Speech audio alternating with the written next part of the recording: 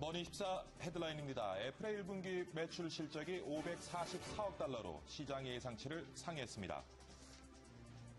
뉴욕 증시가 경제지표 부진에도 불구하고 ITD 중심으로 실적 호조를 보이며 상승했습니다. 포르투갈이 우리 돈 약 7조 원 규모의 5년짜리 국채 발행에 성공했습니다. 삼성전자가 지난해 세계에서 반도체를 가장 많이 소비한 기업인 것으로 나타났습니다. 미국과 카나다에 이어 국내에서도 현대자동차를 상대로 집단 연비 소송이 제기됐습니다. 우리금융지주가 금호 종금 인수를 추진합니다.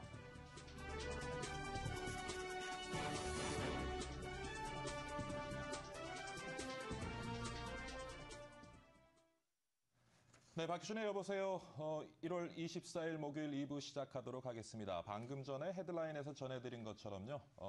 애플의 1분기 실적 발표가 있었죠. 애플의 1분기 매출액이 544억 달러로 시장의 예상치를 상회했습니다. 하지만 2분기 매출 예상치는 410억에서 430억 달러로 그리 높지 못한 것 같습니다. 이 내용을 잠시 후에 전문가와 함께 짚어보도록 하고요. 자, 2부에서 다룰 내용 소개해드리겠습니다. 중국이 2년 내에 매출 17조 원 이상의 전자업체를 최대 8개까지 육성하겠다고 밝혔습니다. 중국 경제를 안정적으로 성장시키기 위한 방안으로 해석되고 있는데요. 우리 기업들로서는 부담이 아닐 수 없을 것 같습니다. 구체적으로 중국 정부의 전략은 무엇이고 또 우리의 대응은 어떻게 해야 할지 짚어보도록 하겠습니다.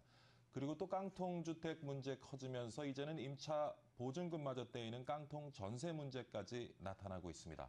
얼마나 심각한지 또 세입자들이 알아둬야 될 대안은 무엇인지 잠시 후에 살펴보도록 하겠습니다. 자, 2부도 글로벌 마감 시황 살펴보면서 출발합니다. 김하빈 외신캐스터가 준비하고 있습니다. 김하빈 캐스터. 시황센터입니다. 뉴욕 증시는 IT주들이 강한 상승세를 보이면서 일제히 상승 마감했습니다. 특히 시장 전망치를 웃도는 실적을 발표한 구글과 IBM이 주가가 급등하면서 지수의 호재로 작용했습니다. 또한 시장은 미국 하원의 채무한도 증액 표결에도 관심이 주목되고 있는데요.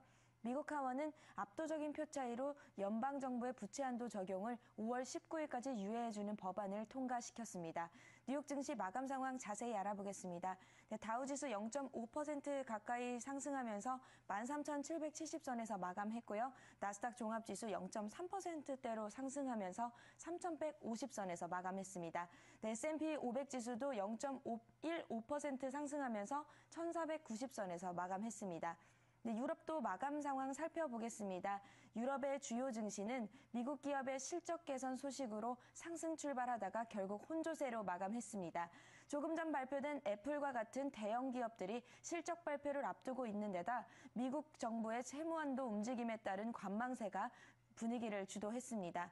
크로스브리지 캐피탈의 매니슈싱 투자 책임자는 유럽에서의 어닝 시즌이 아직 무르익지 않았기 때문에 시장이 경계감을 가지고 관망하는 것 같다고 말했습니다. 유럽 증시 마감 상황 보겠습니다. 영국 FTSE 지수 0.3% 오르면서 6,190선에서 마감했고요.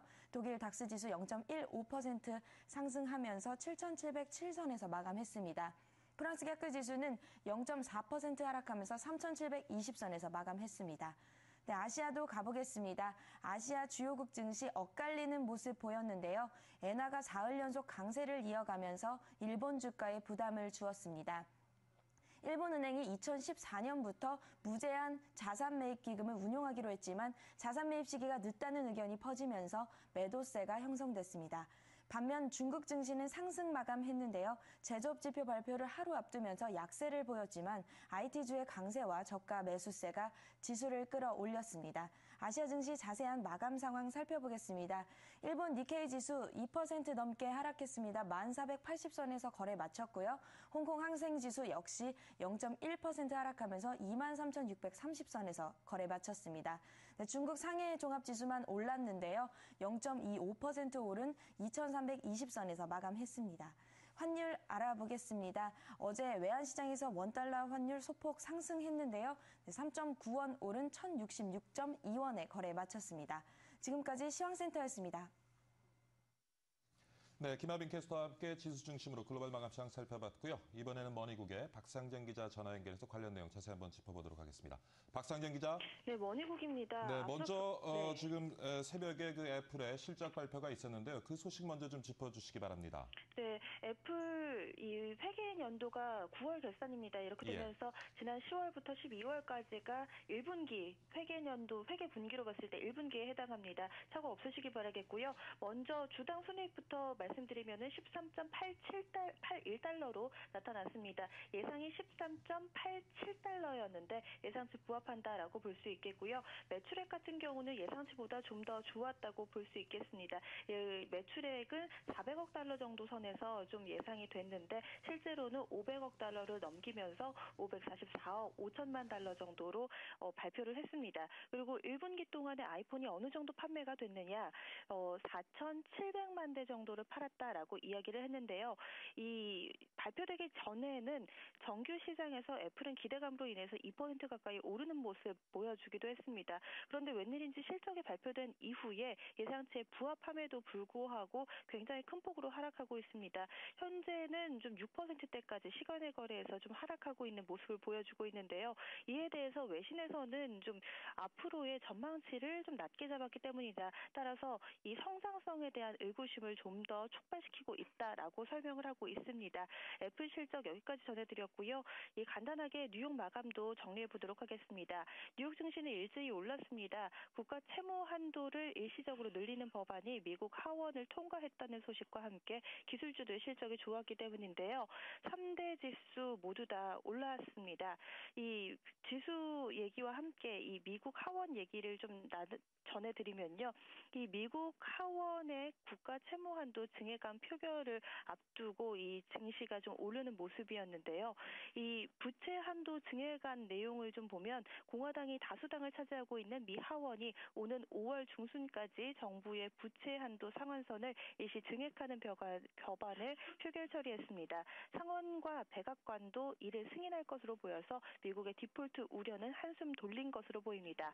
이 법안이 통과되면서 5월 중순까지는 일단 정부가 필요한 지출 수요에 따라 국채 발행으로 자금을 충당할 수 있도록 하되 정부 부채 규모는 늘어나지 않도록 유예하게 됩니다.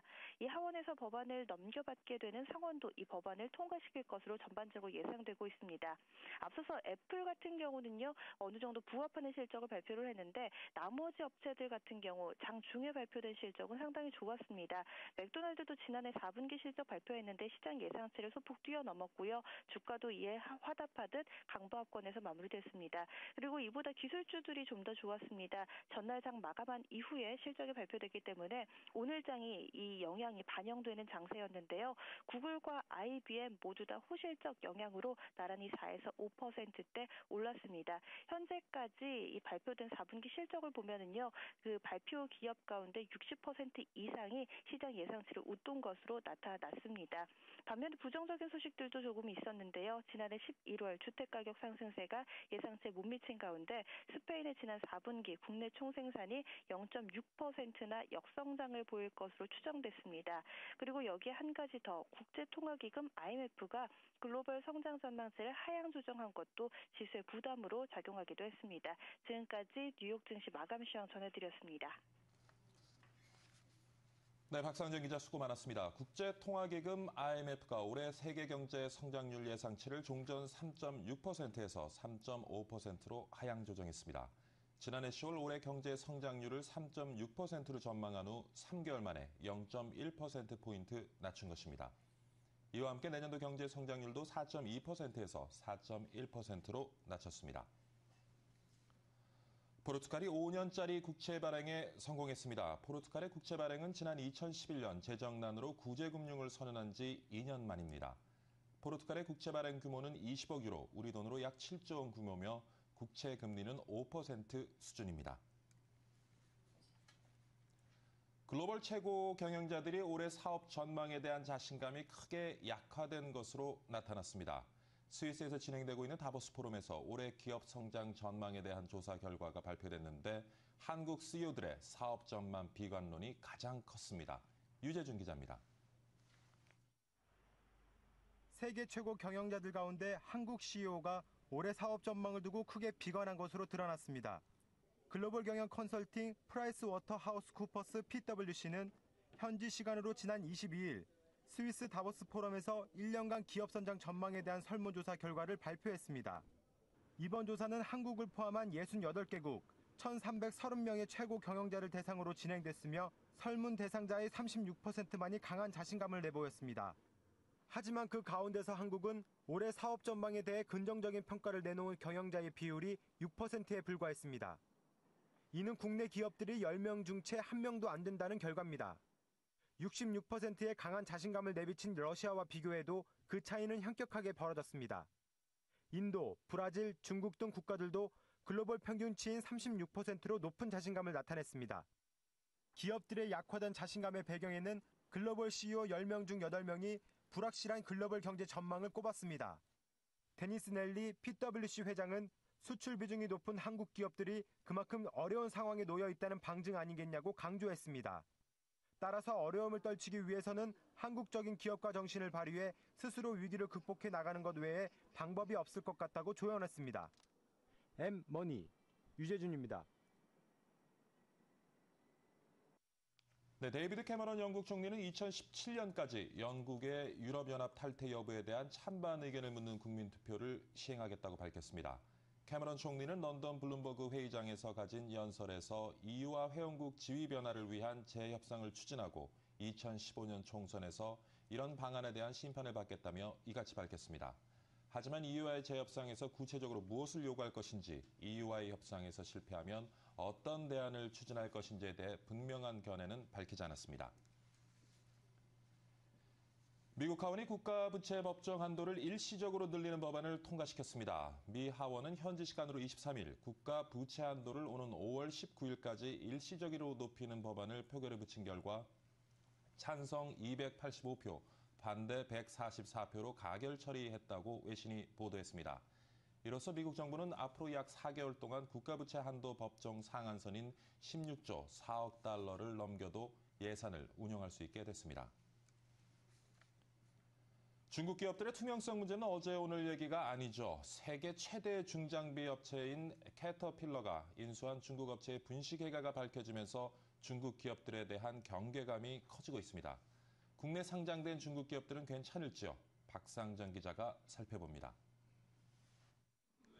2011년 10월 중국 고섬 사태가 증권가를 뒤흔들었습니다.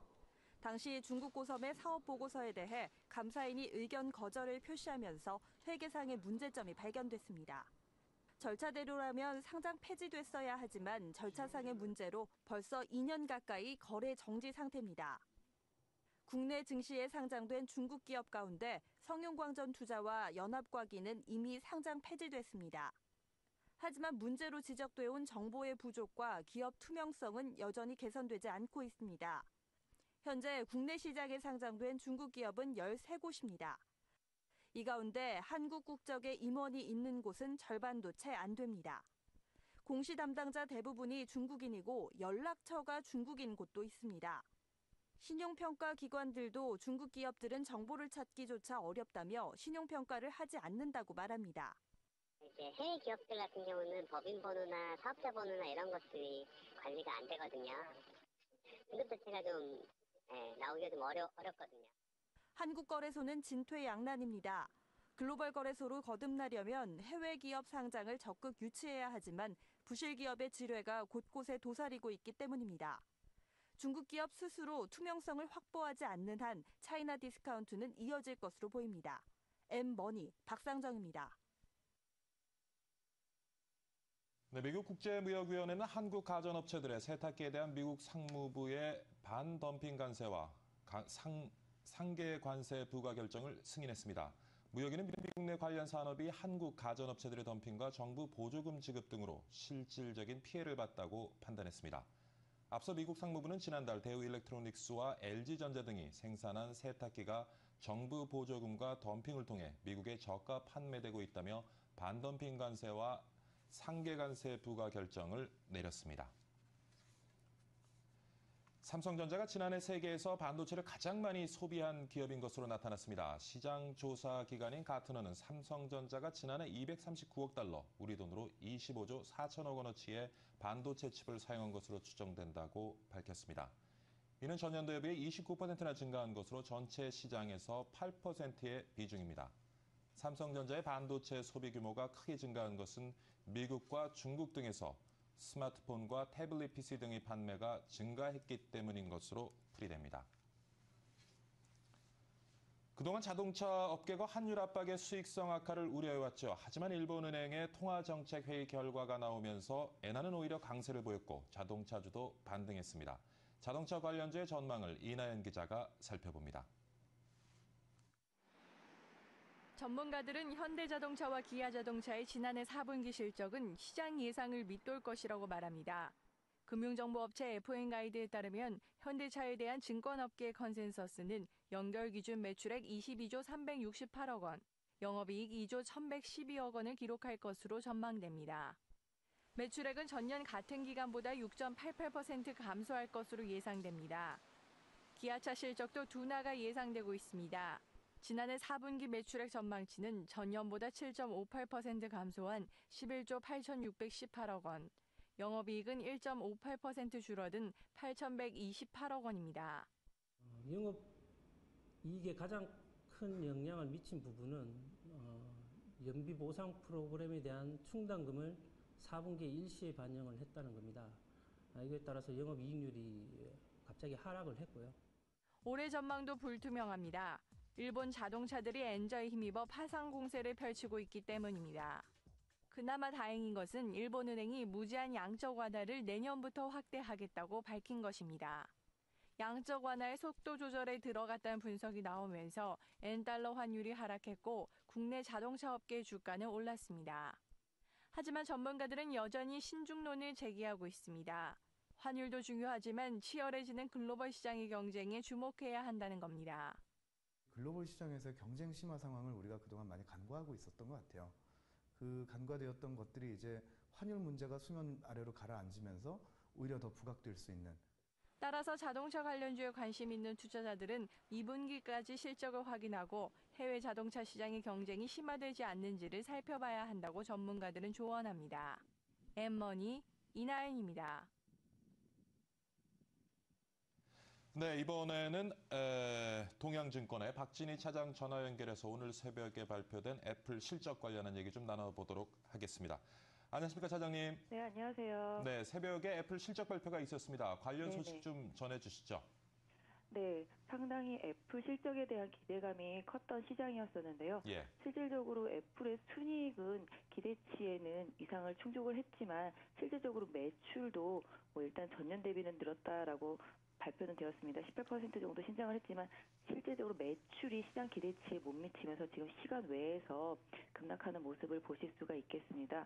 그래서 전체적으로 본다면 주당 한 13.81달러의 순이익을 달성했다라고 발표했지만 예. 일단 이 부분은 시장 예상치와는 약간 넘어서는 정도의 답을 줬지만 실질적으로 매출이 크게 증가하지 못함으로써 이 부분이 실망감을 주게 되었는데요.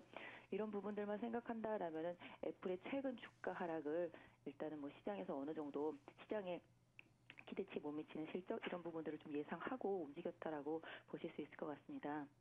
네, 그렇군요. 지금 이제 2분기 매출이 410에서 430억 달러 예상되고 있는데 앞으로 애플 어떻게 전망하십니까? 네, 개인적으로는 애플에 대한 기대감이 사실은 크지 않습니다. 예. 기본적으로 삼성전자가 워낙 강력한 경쟁자로 떠올랐고요. 이런 부분들이 애플이 스티브 잡스의 사망 이후에 계속적으로 혁신이라는 단어를 제품에 떠올리지 못하게 하는 제품들을 양산해내고 있습니다. 개인적으로도 아이폰 5를 시장에 가서 보면서 예. 전혀 새롭지 않다라는 느낌을 보이면서 이건 안 되겠다라는 생각을 저희 개인적으로 했었거든요. 역시 시장 참여자들도 그런 부분들을 많이 인식한 것 같습니다. 그러니까 애플이 그동안 회사를 지탱하게 하고 매출의 성장을 일으키게 했던 가장 큰 원동력은 제품의 혁신이었거든요. 예. 근데 전혀 제품이 새롭지 않다라는 점, 그다음에 디자인의 변화가 거의 없다라는 점, 그리고 기능적인 면에서 봤을 때도 삼성전자나 LG전자에 비해서 상당히 좀 처지고 있다라는 점을 봤을 때 시장의 새로운 트렌드가 뭐 새로운 기술의 혁신을 원한다라는 점에서 본다라면 애플의 아이폰을 새로 나오는 부분을 다시 또 계속적으로 구매하기 많이 어렵지 않을까. 다만 이제 뭐 아이패드 부분이라든지 이 부분도 뭐 새롭게 계속 이제 리뉴얼해서 나오겠습니다만은 이런 부분들은 앞으로도 좀 실적을 좀 지켜봐야 되겠지만 기본적으로 삼성전자와 LG전자의 공세가 상당히 세지고 있는 상황이고요. 기타 그 외에 다른 뭐 블랙베리라든지 이런 예. 쪽에서도 계속적으로 이제 뭐 노키아도 마찬가지가 되겠습니다만 이제 중저가 스마트폰을 계속적으로 내놓으면서 공세가 많이 커지고 스마트폰 시장의 경쟁력이 상당히 많이 뭐랄까요?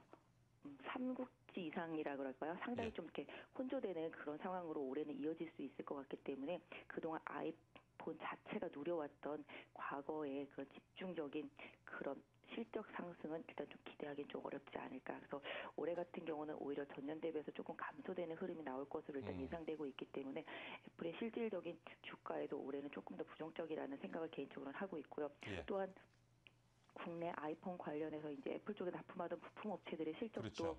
어느 정도 좀 둔화될 것으로 예상되고 있습니다. 그래서 관련주들이 이미 좀 많이 꺾인 상태가 되고 있습니다. 그래서 그런 관련 부품 업체들도 애플 외에 다른 스마트폰 업체들로의 비중이 어느 정도 유지가 되는지를 조금 더 확인해 볼 필요가 있겠죠. 그래서 애플과 관련된 기업들의 실적이라든지 이런 부분들에 대한 부담을 좀 감안하셔서 코스닥에 있는 종목들, 부품 업체들을 하실 때 조금 주의를 하셔야 될 것 같고요. 다만 뭐 이런 부분들이 이미 반영이 되면서 주가가 많이 빠진 종목들을 뭐 추가적으로 뭐 같이 뭐 매도를 하면서 그럴 필요는 없겠습니다만은 접근하시는 데는 일단 좀 더 주의가 필요하지 않을까. 그래서 일단 애플의 실적 둔화 우려감은 국내 관련 부품 업체들한테도 어느 정도 좀 영향을 줄 수 있을 것으로 보이고 있기 때문에 오늘 관련주들의 뭐 희비를 조금 더 시장에서는 조금 주의 깊게 관찰할 필요가 있을 것 같습니다. 애플의 부품을 공급하고 있는 국채, 부품 업체들 주로 이제 가장 크게 영향을 받을 곳은 어디라고 보시는지요? 뭐 거의 가장 크게 눈에 띄는 업체는 뭐 LG 디스플레이하고 인터플렉스가 되겠습니다. 특히 이제 LG 디스플레이 같은 경우는 뭐 물론 LG에도 납품을 하고 있기 때문에 예. 그 부분은 좀 뭐 약간 덜할 수도 있고 뭐 일단 주가가 워낙 많이 빠졌기 때문에 애플의 영향에서 조금 자유로울 수도 있겠습니다만은 기본적으로 애플에서의 매출이 상당히 많이 차지했던 부분이 주가에도 좀 반영이 되었기 때문에 일단 주가가 상승 탄력을 조금 강화시키기에는 약간 조금 둔화되는 그런 힘이 있을 것 같고요. 인터플렉스 같은 경우가 조금 영향을 많이 받겠습니다. 인터플렉스는 애플과 삼성전자에 동시에 납품을 하면서 그동안 주가가 급등을 보이다가 최근에 조정세가 강하게 이어지고 있는데요. 특히 인터플렉스는 최근에 알려진 바로는 삼성으로 들어가는 물량도 일정 부분 다른 회사에 뺏겼다라는 뉴스가 나면서 많이 하락을 한 상태인데 애플까지 올해 계속 부진이 이어진다라면은 인터플렉스도 계속 영향을 받지 않을까 생각을 하고 있습니다. 네, 사실 이제 애플의 그 부진은 좀 예상이 됐던 것이고요. 그러다 보니까 우리 시장에도 이미 선반영된 부분이 있겠습니다만은 오늘 장에서는 어떤 영향을 좀 미치리라고 보시는지요?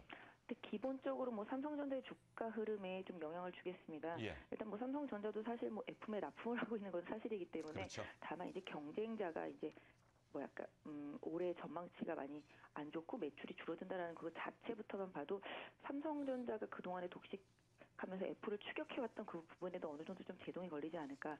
사실은 스마트폰 시장 부분이 사실 상당히 많이 팽창을 되어 있던 상태였었기 때문에 예. 하이엔드급보다는 올해는 하이엔드를 떠나서 약간 중가폰, 중저가폰 이하, 그러니까 중국이라든지 아시아 뭐 개발도상국가, 아프리카 이런 쪽을 중동 쪽을 노리는 약간 중저가폰 쪽으로 약간 흐름이 이어질 수 있기 때문에 그렇죠. 하이엔드급의 이런 스마트폰에 대한 경쟁 구도가 어느 정도 좀 더 많이 치열해진 상태에서 그런 쪽 부분이 약간 줄어들고 중저가폰 쪽에서의 약간 경쟁이 심화된다라면은 물론 삼성전자도 일단 그런 부분에 있어서 뭐 방향 수정을 또 일정 하겠고 뭐 애플도 그렇게 하겠습니다만은 일단 삼성전자 혼자서 독주하던 그런 부분에 대한 부분은 어느 정도 조금 영향을 좀 감소할 수 있을 것 같고요. 오히려 2등, 3등을 하던 그런 업체들에 대한 기대감이 조금 커질 수 있지 않을까. 그러니까 왜냐하면 삼성전자는 이제 독보적으로 LG였었지만 예. 애플이 이렇게 약간 사그러지면서 LG전자가 이제 북미에서 2위로 진출하는 그런 흐름을 보이고 있잖아요. 최근에 예. 또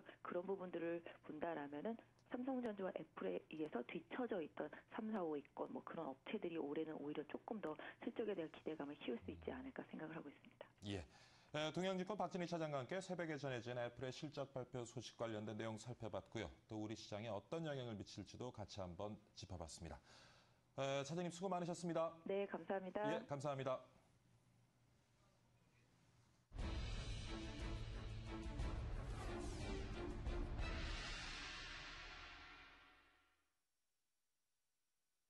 네, 조금 전에 동양증권의 박진희 차장과 함께 애플 실적 발표와 관련된 내용을 짚어봤는데요. 이번에 현대증권 신사지점의 박병욱 실장과 함께 관련 내용 자세히 한번 살펴보기로 하겠습니다.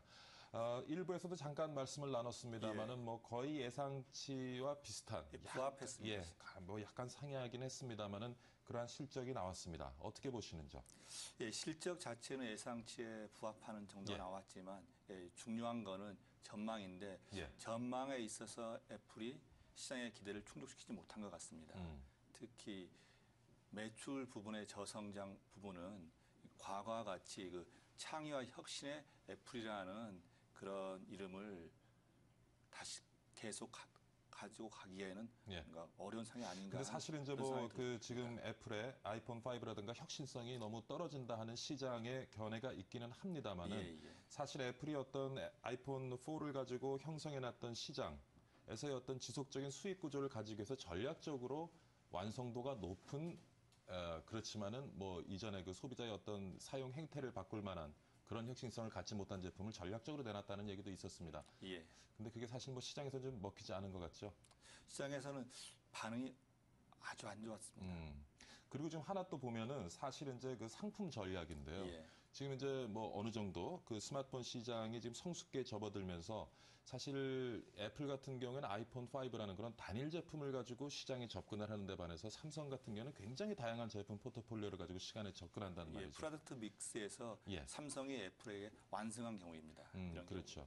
그러다 보니까 이제 굉장히 시장이 성숙화되고 굉장히 다양해진 고객의 요구를 삼성은 어느 정도 충족시켜 줄 수 있는 반면에 단일 제품을 가지고 시장에 접근하고 있는 좀 아이폰에는 그 부분이 좀 취약한 것이 아닌가 하는. 시장의 다양한 요구에 애플은 자기들의 길을 갔는데 그 길만으로는 어떤 점증하는 니즈들을 충족시킬 수 없는 상황이 됐습니다. 지금 말씀하셨던 것처럼 오늘 뭐 새벽에 발표된 애플의 실적 발표는 과거이고요.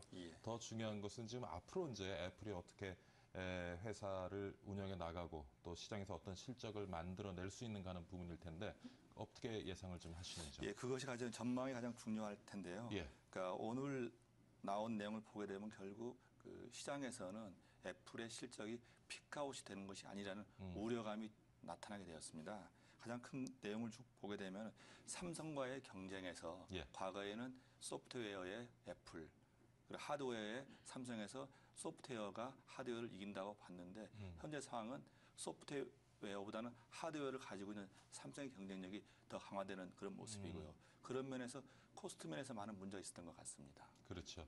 그러니까 결국 이제 우리가 한동안 또 소프트웨어 중요성을 강조했지만 하드웨어가 뒷받침되지 않은 소프트웨어는 또 시장에서 무기력할 수밖에 없었던 것 같습니다. 그런 부분에서 애플이 모토로라 같은 인수하는 그런 것도 있었고요. 아까 박진희 차장도 잠깐 언급을 했습니다만은 지금 한동안 이제 스마트폰 시장은 삼성과 애플의 양강 구도로 유지가 되어져 왔는데 지금 애플의 실적이 조금 부진해지고 시장의 우려가 생겨나면서 3, 4, 5위 업체들의 약진이 또 좀 예상되기도 하는데 그 부분은 어떻게 보시는지? 지금 최근에 그 LG의 약진도 두드러지고 있고 그 림도 좋은 평가를 받고 있죠. 좋은 평을 받고 있고 림도 지금 상당히 회복되는 중입니다. 그래서 그 삼성과 애플이 나눴던 스마트폰 시장을 2등, 3등, 3, 4등 업체들이 다시 치우는 상황이기 때문에 그 두 업체들에게서는 상당히 좋은 기회가 될 것 같습니다. 그렇군요. 구글도 이번에 이제 좀 전에 말씀하셨습니다만 모토로라 인수해서 직접 이제 단말기를 생산할 태세인데 그 부분은 또 어떻게 보시는지? 그 부분 같은 경우는 그 구글 같은 경우도 이제 그 장기적으로는 그 하드도 필요하겠지만 현재로서는 그 예비 전력 정도의 그 자세라고 보고 있습니다. 현재 자기들이 하고 있는 삼성이라든지 여타 업체들과의 동맹이 더 중요한 사업이기 때문에 그런 부분들은 더 미래의 사업이기 때문에 당장의 영향은 크지 않을 거로 보고 있습니다. 지금 이제 시청자하고 얘기를 나눈 동안에 정준세 전문가가 또 옆에 나와 계시네요. 네, 반갑습니다. 자, 오늘 새벽에 애플의 실적 발표가 있었습니다. 어떻게 보시는지요? 네, 예상했던 결과죠? 네, 뭐 대단한 일은 아니잖아요. 예. 그죠? 네. 사실상 지금 뭐 애플의 실적 발표보다도 미국 시장의 전반적인 그 주식의 종목들의 그런 흐름과 그리고 주식시장의 좀 행태를 조금 면밀히 살펴봐야 할 필요가 있다라고 생각이 되는데요. 지금 미국 시장에서는 이미 4분기의 실적은 좋지 않을 것이다라는 예상치를 많이 내놨었습니다. 그래서 예상치에 부합을 하거나 조금만 높아도 종목들은 좀 크게 상승하는 그림 보여줬고요. 그리고 또 미달을 한다고 해서 그렇게 많이 떨어지지 않는 그림을 보여왔습니다. 애플 같은 경우도 작년부터 4분기부터 쭉 계속 하락을 해오는 모습을 보여줬기 때문에 굳이 이번 실적 발표가 좋다 안 좋다를 떠나서 큰 추세대를 좀 따라가고 있다라고 좀 보여지고요. 우리 시장에서도 삼성전자가 크게 약진을 못하고 있는 것과 미국 시장에서 애플이 크게 주가에 어떤 모멘텀이 없는 것과 좀 비슷하다고 좀 보여집니다. 어차피 지금 시장에서 화두가 기존에 강하게 올라왔었던 종목군들이 아니라 밑에서부터 새롭게 치고 올라가는, 그러니까 기존 우량주가 아닌 우량주가 될 수 있는 종목군들, 그런 종목군들의 포커스가 맞춰있기 때문이거든요. 네. 예, 그렇군요. 오늘 장에서는 또 뭐 어떻게 좀 우리 반응이 보일지요? 애플과 관련해서 우리의 삼성전자? 글쎄 같이 뭐 연관해서 볼 수 있는 부분은 아니라고 생각을 합니다. 네, 뭐 우리 그 앞집 순이 엄마가 어젯밤에 김밥을 먹고 체했다고 해서 뭐 우리 어머님이 오늘 아침에 뭐 똑같이 김밥을 먹고 체하리라는 보장은 없지 않습니까? 그죠? 네, 그렇다고 해서 우리 애플과 관련해서도 그리고 또 우리 삼성전자와 관련해서 또 LG와 관련해서도 각 업체들마다 지금 다른 양상, 또 우리 시장은 우리 시장만의 어떤 다른 모멘텀을 갖고 있는 또 리스크를 갖고 있기 때문에 뱅가드 리스크와 더불어서 어제 또 영국에서 나왔던 이런 여러 가지 이야기, 글로벌 정세의 여러 가지 그런 상황들이 시장에 뭐 그렇게 녹록하게 우호적이지 못하기 때문에 투자자 입장에서는 또 이제 애플 실적 물론 예상치에 부합됐습니다만은 실적이 좋지 않게 이제 나옴으로써 좀 투자 전략을 짜는데 어떠한 좀 관전 포인트를 가져야 될지. 저는 지금 애플과 관련해서는 우리 시장도 마찬가지고요. 미국 시장도 마찬가지고요. 큰 그림을 봤을 때 삼성전자나 애플이나 조금 비슷한 양상을 띠고 있는데요. 좀 애플의 경우에는 지금 제 차트를 보고 설명을 드려도 될까요? 네. 애플의 주봉을 보게 되면은 저가 때부터 쭉 올라온 이후에 작년 말부터 쭉 하락하는 그림 보여왔거든요. 추세대의 흐름에 있어서 지금 밑에 언더라인을 맞고 단기 파동, 반등 파동이 들어오는 그런 위치에 들어와 있습니다. 근데 중요한 것은 중기와 장기적인 흐름은 아직 다 내려오지 않았다. 그런 단기 파동이 올라오고 중장기에서는 좀 내려오는 흐름이 나온다라고 하면 아직 횡보하는 그림, 그리고 급락보다도 급히 오를 일도 급히 떨어질 일도 없다. 아까 여러 전문가님들이나 말씀을 해주셨지만, 그리고 또 우리 교수님이 더 잘 아시지 않습니까? 애플과 관련해서는 혁신이라는 것, 한때는 아이폰 4 그리고 아이폰 3, 4 이렇게 넘어오면서 아이폰 5까지 오면서 혁신이라는 것, 그리고 애플만의 매니아층을 만들었었습니다. 하지만 아이폰 5에 대해서는 그닥 시장의 반응이 좋지 않았던 이유는 많이 큰 것이 바뀐 것이 아니고, 또 그것이 시장에 큰 센세이션을 일으키지 못했다라는 것, 또 하나는 경쟁사들은 그보다 더 다양하고 혁신적인 제품들, 그리고 발빠른 대처, 이런 것들이 애플의 지금 오늘날의 그림을 만들지 않았나 싶기도 합니다. 하지만 그 이전에 너무나 아이폰 4 그리고 3S, 아이폰 4, 4S 이 시기 때 애플의 주가가 너무나 급등을 하는 그림 보였기 때문에 어떻게 본다라고 하면 매출이라는 것, 그리고 실적이라는 것보다도 자기 자리를 찾아가고 있다라고 좀 보여지고요. 지금 현재 자리에서는 만약에 애플이라는 주식을 지금 투자할 수 있는 그런 기회가 있다라고 하면 저는 보고 싶지 않은 그런 종목으로 좀 말씀을 드리고 싶습니다. 애플이 지금까지 굉장히 빠른 성장세를 보여왔는데 최근 주춤하는 모습을 보이고 있고요. 사실 어떻게 보면 애플과 그 구글의 싸움에서 구글 진영을 이제 삼성이 대표하고 있다고 보여지는데, 갑작스럽게 애플의 힘이 약화되고 구글의 안드로이드 진영이 시장을 지배하게 되면 삼성으로서도 장기적인 관점에서 봤을 때는 조금 또 문제가 생기지 않을까. 예를 들면 아까 이제 모토로라 말씀을 하셨는데, 구글 같은 경우에 이제 모토로라를 통해서 단말기를 스스로 생산하고 뭐 안드로이드 운영체제라든가 이런 것을 유료하게 되면 삼성한테도 조금 타격이 가지 않을까. 그러니까 지금은 삼성과 애플이 대결을 하고 있지만 시장에서 또 애플이 급속하게 힘을 잃어가게 돼버리면 결국에는 삼성에게 장기적으로는 크게 또 도움이 안 될 것 같다는 생각이 드는데 어떻게 보시는지요? 장기적으로는 구글이 모토로라 인수한 부분은 그 애플의 힘의 약화가 될 경우에 그 삼성과 시장을 양분할 수도 있다라는 그런 대비이기 때문에 장기적으로는 그 애플이 약화되는 것이 삼성전자에게도 좋지는 않을 겁니다. 예, 그렇군요. 지금 또 종목 속보가 들어왔습니다. 애플 컨퍼런스 콜 진행 중에 시간에 10% 급락했다는 소식입니다. 이 소식 어떻게 보시는지요? 네, 어제 그 상승 이후에 제가 나오기 전까지만 해도 아침에 새벽에 4.9%대 그리고 5%대의 그 시간 외 하락이 나오고 있었습니다. 어차피 실적이 발표된다라고 하면 실적과 관련해서 기대치 그리고 기대치 그 이상, 그 이하 그런 것을 떠나서 좀 실적이 나오는 날, 실적 나오고 난 이후에 자기 주가를 찾아가는 그림을 보이게 됩니다. 만약에 실적을 발표해서 너무 실적이 안 좋게 나왔다. 하지만 주가가 그보다 더 밑에 내려가 있다라고 하면은 주가는 실적 발표 이후에 이미 선 반영됐다라는 이유를 대고 올라오는 그림을 보이게 되고요. 또 실적이 아무리 좋아도 지금 내려가야 할 자리보다 위에 올라와 있다. 그렇게 되면은 실적 발표 이후에 다시금 자기 자리에 부합하는 그림을 보이게 되는데 주봉에서의 흐름 그리고 월봉에서의 흐름을 봤을 때 애플은 자기의 가격을 좀 찾아가고 있다라고 보여지고요. 실적이라는 것도 중요하지만 시장에서 그만큼의 수급을 땡겨올 수 있는 그리고 지금 현재 애플이라는 종목을 핸들링하고 있는 기관 혹은 메이저 그런 사람들의 물량을 얼만큼 잘 조절할 수 있느냐 그리고 지금 위치가 어디에 와 있느냐 이런 것이 더 중요하다고 생각을 합니다. 그래서 지금 자리에서는 어차피 반등선상 그리고 강한 상승이 들어올 수 있는 자리가 아니기 때문에 어떻게 보면 시간의 급락이라는 것에 대해서 민감하게 반응할 필요는 없다라고 보여지고요. 또 내일 다시 애플이 미국장이 시작되게 되면 흐름이 어떻게 나올지도 모르는 거기 때문에 굳이 지금 시간 외의 흐름이 어떤 방향으로 가고 있다라는 것에 대해서 부정적 혹은 긍정적으로 바라볼 필요는 없다라고 생각합니다. 다만 중요한 것은 지금 시간의 급락으로 가고 있는 저 자세가 오히려 이 차트에는 어울리는 그림이다. 그렇게 말씀드리고 싶네요. 예. 자, 지금 그 새벽에 전해진 애플 실적 관련해서 두 분과 말씀을 나누고 있는데 머니국의 박상정 기자 전화 연결해서 또 방금 전에 들어온 속보 알아보도록 하겠습니다. 박상정 기자. 네, 머니국입니다. 예. 조금 전 들어온 속보도 좀 전해주시죠. 네. 지금 애플 쪽에서 지금 현재 컨퍼런스 콜을 진행하고 있습니다. 현재 거기에서는요, 이 팀 쿡 CEO가 아니고 CFO의 발언이 좀 있었는데요. 지금 전반적으로 애플의 향후 성장성에 대해서 의구심을 제기하는 멘트들이 좀 많이 나오고 있습니다. 뿐만 아니라 지금 현재 컨퍼런스 콜에서도 애플 스스로도 그런 부분에 대해서 인정하고 있다. 그런 뉘앙스의 코멘트가 상당히 많이 나오고 있습니다.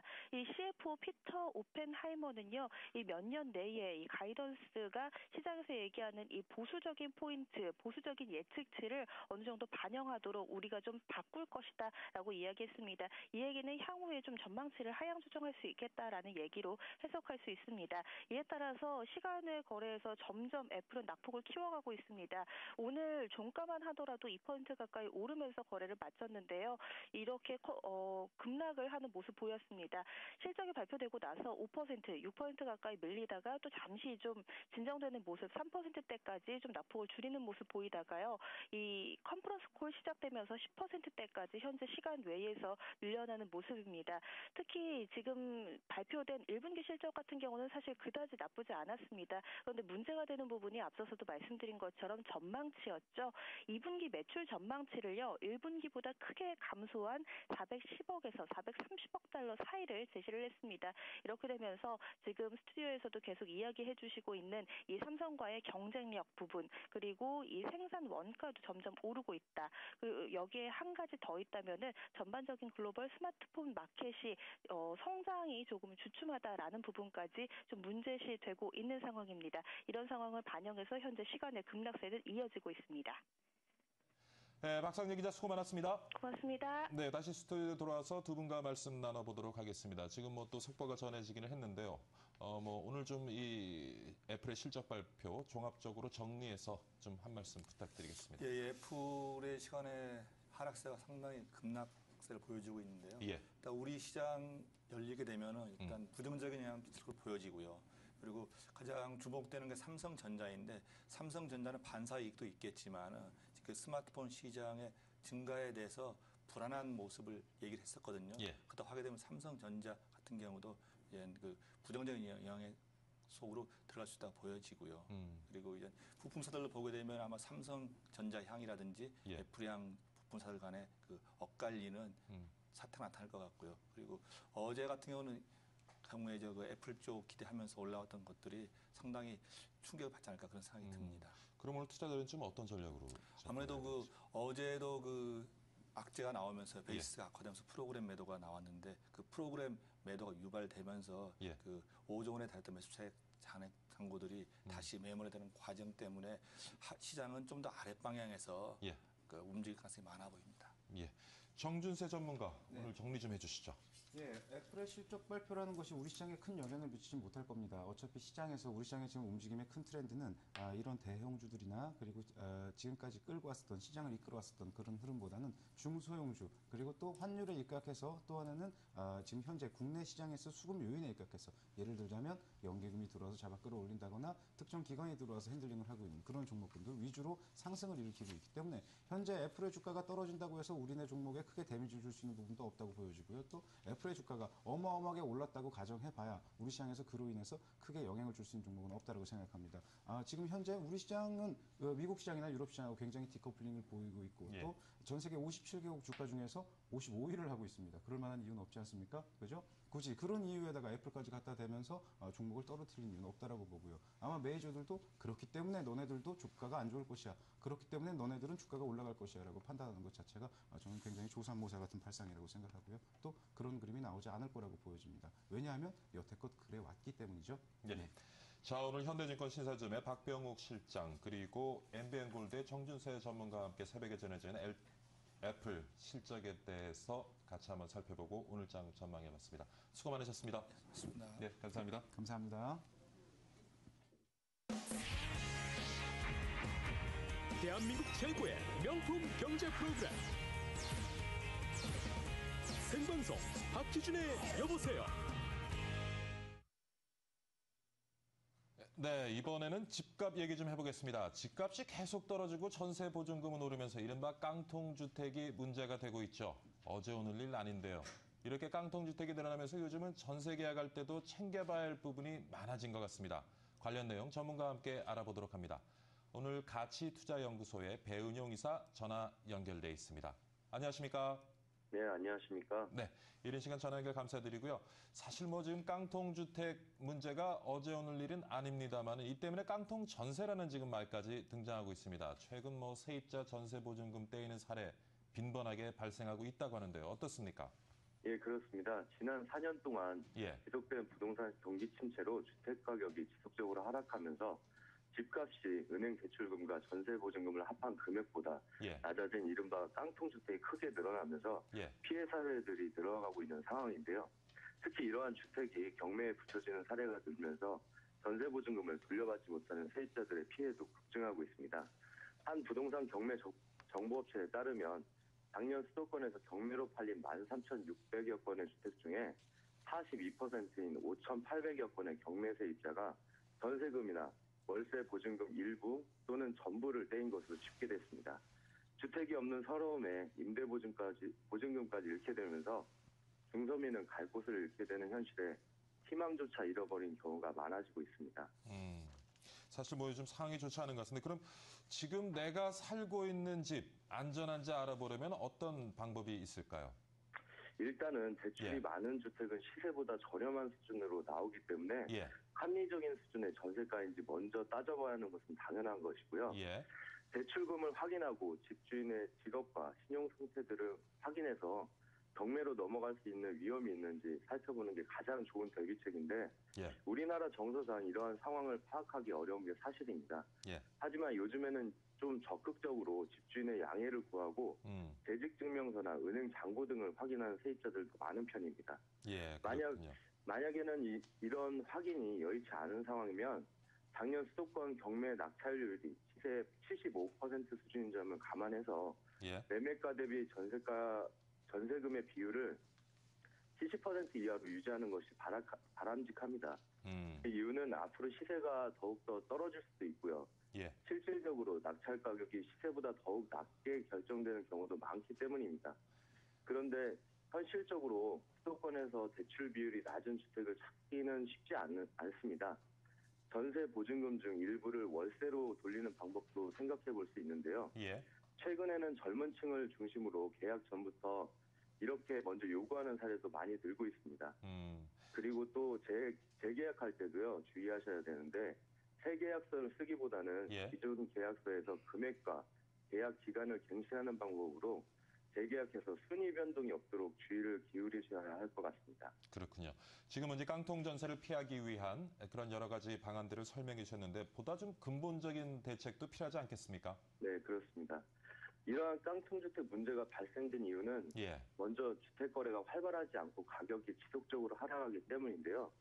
무엇보다도 부동산 거래가 정상적으로 이루어질 수 있도록 주택 거래 활성화 대책이 시급합니다. 부동산 가격 상승에 대한 기대감으로 거래가 많아지고 가격이 오르는 게 무조건 좋은 현상이라고 말씀드리기는 어렵지만 현재와 같은 상황이 지속되면 될수록 국민들의 불안 심리는 더욱 높아지고 있다고 볼 수 있습니다. 그 주택 소유자도 마찬가지고요. 무주택자들도 전세나 월세로 살면서 깡통주택 같은 문제로 고통받고 있는 걸 보면 구매력이 있는 계층이 주택을 구입할 수 있도록 일단 시장을 정상화시키는 게 급선무라고 생각합니다. 현 정부가 13번에 걸친 부동산 주택거래 활성화 그런 정책에도 불구하고 시장은 살아나지 않고 내성만 키웠다는 평가가 많은데요. 우선은 새 정부가 출범하고 현 정부가 실패했던 사례를 바탕으로 전철을 받지 않도록 어떤 눈치 보기식의 활성화 정책이 아닌 불확실성을 좀 걷어내는 실질적인 정책들이 필요해 보입니다. 최근 좀 살아나고 있는 미국 주택시장을 잠시 말씀드리면 4년 전만 해도 약 30%가 넘는 주택가격 하락으로 은행의 압류주택이 급증하고 주택과 금융시장에 심각한 위기가 있었는데 현 정부의 이 정부의 적극적인 부양책으로 다시 회복하고 있는 추세이고요. 이를 통해서 미국 경기도 역시 영향을 많이 받고 있는 상태입니다. 네, 아무래도 말씀하시죠. 그렇습니다. 아무래도 깡통 전세 이제 근본적인 해결은 좀 거래가 활성화되고 좀 경기가 살아나야 좀 해결될 문제가 아닌가 싶습니다. 자, 깡통 전세 피해를 피하는 방법에 대해서 오늘 가치투자연구소 배은용 이사와 함께 얘기 나눠봤습니다. 이른 시간 전화 연결 감사드립니다. 네, 수고하셨습니다. 수고하셨습니다. 대한민국 최고의 명품 경제 프로그램 생방송 박기준의 여보세요. 네, 이번에는 경제 이슈 짚어보도록 하겠습니다. 금융 전문가 주식회사 대우CF의 김한수 대표와 함께합니다. 안녕하십니까, 대표님? 네, 안녕하십니까. 네, 일주일 잘 지내셨죠? 네. 오늘 애플 속보 때문에 조금 시간이 늦어졌습니다. 네, 흥미롭네요. 네, 오늘 나눌 얘기는 좀 환율 시장 흐름 얘기 좀 얘기 나눠보고자 하는데요. 일본의 엔 약세에 대한 요인과 향후 추세 어떻게 보십니까? 물론 이제 일본 중앙은행의 발표가 있었습니다만. 지금 계속 이야기 되어 왔지만 일본 정부도 미국의 그 양적 완화 추세에 편성해서 특히 아베 정부가 이제 우경화 정부가 들어오면서 이제 그 양적 완화를 대대적으로 하고 있지 않습니까? 그래서 다행히 최근 이슈로는 내년부터 본격화 무제한 양적 완화는 내년부터 하겠다고 이야기하지만 그 흐름을 막지는 못할 것 같습니다. 그래서 지난 3개월 사이에 70yen 선에 있던 80yen 선에 있던 그것이 거의 한 16% 정도까지 지금 약화가 됐는데요.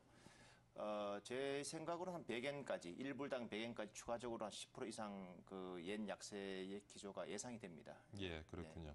아무래도 근데 좀 엔 약세는 조금 둔화되는 추세를 둔화될 추세는 분명히 보이는데요. 제가 보기에는 yen 약세의 뭐라 그럴까요? 속도가 조금 완화될 가능성이 있습니다.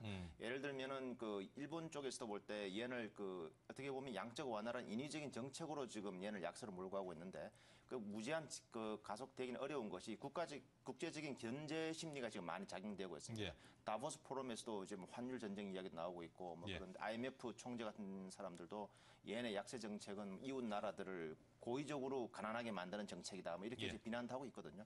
그런 부분이 있고 두 번째는 일본 내부의 문제도 있을 수 있습니다. 일본이 전 세계적으로 국가 채무 비율이 굉장히 높은 나라입니다. GDP 대비 200% 되지 않습니까? 우리나라가 한 30-40% 되는 데 비하면 엄청나게 높은 나라죠. 그래서 부채가 많은 나라가 양적 완화를 계속하게 되면 국가 부채가 늘어나는 경향이 있으니까 스스로의 부담도 좀 있을 수가 있고요. 그리고 국가 내부의 이제 인플레이션 이슈도 있을 수 있고 그래서 문제가 있을 수 있기 때문에 속도는 조절하겠지만 현재 아베 정부의 정책을 놓고 볼 때는 그런 이슈들보다는 경제를 인위적으로 부양하는 것이 더 크다 이렇게 보는 것 같습니다. 그러니까 엔화 약세 기조는 계속 유지할 것이라고 보시는 것이고요. 최근에 환율 변동성이 굉장히 높아졌습니다. 그러다 보니까 이제 개인 투자자들도 외환 시장에 투자 관심을 많이 갖게 되는데 사실 개인적으로 투자하기는 굉장히 어려운 시장이 아닌가 싶습니다. 어떻게 보시는지요? 저는 뭐 최근에 이제 그 환 시장에 투자를 한다는 것이 테마가 좀 되는 것 같은데 뭐 개인적으로는 좀 말리고 싶은 그런 그것이고요. 환율 시장이란 것은 사실은 이제 여러 가지 경제 지표 가운데서도 가장 그 매크로한 지표이고 정부조차도 컨트롤이 안 되는 종목입니다. 그렇죠. 그래서 개인은 물론이고 기업들조차도 환 시장에서의 그 어떤 투기적인 거래는 좀 삼가해야 되는데 예를 들면은 뭐 우리 최근 한 4, 5년 사이에 뭐 우리 경험했던 키코 사태 같은 게 있지 않습니까? 키코 같은 것이 대표적인 환투기 그 후유증입니다, 사실은. 그렇죠. 그 기업들이 그 환투기 행위를 한 거거든요. 알든 모르든 간에. 그래서 결과는 엄청났지 않습니까? 사실 뭐 저 환율에 있어서의 위험성을 좀 해치하기 위해서 만들어진 것인데 그 역으로 이제 예를 들어서 키코란 것이 앵커님 잘 아시겠지만 일정한 레인지 안에 환율이 움직이면 기업이 오히려 돈을 받기로 되어 있는 상품입니다. 환투기거든요. 그래서 일반 기업이나 대기업들도 사실 수익을 내기 어려운 시장에서 개인들이 수익을 낸다는 것은 제가 보기에는 굉장히 어려운 일이 아닌가. 자, 그래서 개인들은 외환 시장에 투자하는 것은 바람직하지 않다는 것이 김 대표님의 의견이신데 그래도 투자를 하고자 하면 어떻게 해야 될지요? 투자를 하고자 할 때는 우선은 이제 그 실물 수요에 대한 투자라는 개념보다 예를 들어서 유학생 자녀가 있다. 그럴 때 이제 뭐 얼마 예산을 우리가 편성해야 될 때 지금 정도 환율이면 이 정도면은 뭐 환율이 지금 이제 확정을 시켜 놓으면은 나로서는 만족하겠다. 이런 분들만 이제 환율 거래를 했으면 좋겠고요. 환율을 해서 내가 돈을 벌어보겠다 하는 부분은 그 상당한 그 노력과 전문성이 담보되기 전에는 좀 말리고 싶은 그런 이제 제 입장입니다. 대표님께서는 뭐 외환 시장에 투자해 본 적은 없으시고요? 제가 그 환율 외환 전문가로 10년간 외환 딜러였습니다. 보스턴 은행이나 뭐 BNP 파리바에서 외환 수석 딜러였습니다. 환율 시장 제가 잘 아는 분야입니다. 그럼 개인적으로 투자를 좀 절대 안 합니다. 알겠습니다. 자, 외환 시장 투자 얘기 좀 해봤고요. 자, 이번에는 이제 중국 얘기 잠깐 해보도록 하겠습니다. 지금 뭐 시진핑 정부 하에서 중국 기업의 국내 시장에서 인수 합병을 통한 대형화 지금 추진하고 있는데 사실 최근에 우리나라는 지금 어떤 뭐 재벌 구조 아래서의 대기업에 대한 반정서가 좀 높은 데 반해서 중국은 지금 인수 합병을 통해서 대기업을 육성해서 글로벌 기업을 만들겠다 하는 강한 의지를 내비치고 있습니다. 중국은 이건 뭐 어느 정도 예상되는 그 정책이라고 볼 수가 있고요. 중국 시장을 놓고 볼 때 우리가 좀 주목해야 될, 절대 잊어서는 안 될 부분이 뭐냐 하면은 중국은 일단 일당 독재 국가입니다. 공산당이 모든 정책을 결정을 합니다. 공산당이 결정을 하면은 정부와 민간에서 그걸 수행하는 입장입니다. 그 모델은 우리 한국식으로 말하면 70년대 우리가 이제 그 국가 주도형 이제 경제 모델이 지금도 적용되고 있는 겁니다. 그래서 시진핑 정부가 들어왔을 때 이제 그 하면은 하는 겁니다. 그래서 지금 발표를 했기 때문에 그 방향은 갈 것 같습니다. 문제는 뭐냐 하면 이것을 왜 하느냐 하는 부분을 좀 놓고 봐야 되는데 국내외적인 요인이 좀 있을 수가 있는데요. 그 국내적으로 놓고 볼 때는 사실 중국이 지금 제조업 과잉 투자가 심각한 문제입니다. 지금 그 통계적으로 얼마나 과잉 투자가 되어 하는 부분에 대해서는 우리가 지금 판단도 할 수 없는 상황이고 그래서 그런 과잉 투자 부분을 해소하는 유일한 방법은 인수 합병을 통해서 구조조정을 하는 부분, 그 부분이 있고 중국이 대외적으로는 이제 뭐 항상 그 문제가 되고 있는 것이 전자산업 같은 거 보면은 전 세계 전자산업의 3분의 1을 중국이 생산함에도 불구하고 여전히 이제 브랜드라든가 이런 약점이 많죠. 그런 부분을 극복해보기에는 노력 같습니다. 자, 그래서 뭐 조선전자 이쪽 부분에서 이제 글로벌 기업을 육성하겠다는 건데 간단하게 시간이 거의 다 됐습니다만은 한국 정부, 우리 산업계 대응 전략 20초 드리겠습니다. 제가 보기에는 적극 유치를 해야 된다고 봅니다. 중국의 해외 그 M&A 수요에 대해서 가능하면 한국에서 M&A 수요가 발생할 수 있도록 적극 유치를 해야 된다고 보고요. 그것은 중국에게 우리가 기업을 경영권을 매각하는 것이 절대 손해가 아니기 때문에 자본의 유치 확면도 있고 또 중국 시장의 접근성이 좋아집니다. 적극 유치를 해야 되고 동시에 대기업은 중국과 경쟁해서 해외에서 인수합병을 많이 해야 된다고 봅니다. 자, 오늘 주식회사 데우스예프의 김한수 대표와 함께요. 외환시장 투자 그리고 중국 정부의 최근 이제 기업의 대형화 추세 지원 방안에 대해서 같이 한번 살펴봤습니다. 이른 시간 출연 감사드립니다. 수고 많으셨습니다. 감사합니다. 네, 박효진의 여보세요. 오늘 정신없었습니다. 애플 속보 들어오는 바람에요. 순서도 다 엉그러지고. 어쨌거나 여러분에게 좀 투자에 도움이 되는 정보 전해드렸었으면 하고요. 오늘은 여기서 마치도록 하겠습니다. 요즘 주변에 보면 감기 환자들 참 많습니다. 저도 주말에 몸살 감기 좀 앓았는데 아파보면 항상 느끼는 거지만 건강은 정말 건강할 때 지켜야 됩니다. 오늘도 건강 잘 지키는 하루 되시고요. 저도 내일 건강한 모습으로 다시 찾아뵙도록 하겠습니다. 시청해주신 여러분 정말 감사드립니다.